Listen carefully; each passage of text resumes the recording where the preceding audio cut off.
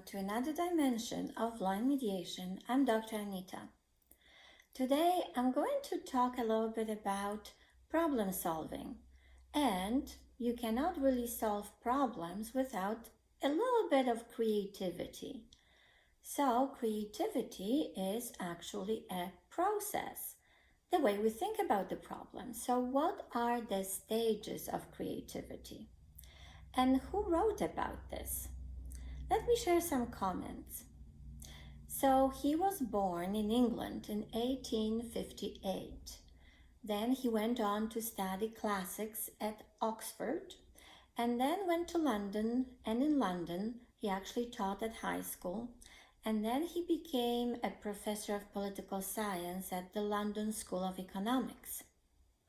During that time he associated himself with George Bernard Shaw and H.G. Wells, and he was reflecting about the thoughts and thinking processes and came to a conclusion that the thinking process can be actually divided into certain stages.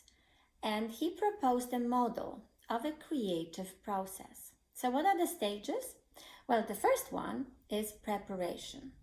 So this is when you gather the facts, you actually read about the problem, you try to learn as much as you can, you may be talking to experts. Actually, the author of the book says that it's good to be ready when you have a lot of actual knowledge. And a lot of knowledge and experience allows for us to have in our heads new associations of different concepts. So this is the first stage, preparation. Stage number 2 is then incubation. So what is incubation?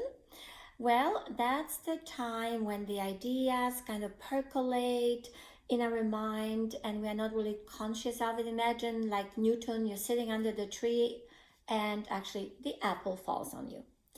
Okay, so that's the second stage of the creative process. Now, the third stage of the creative process is illumination. So illumination is that, aha, that moment. It's that eureka, oh, eureka. That's the one. That's the moment when we know, the moment of insight. Yes, we got it. We know we got it.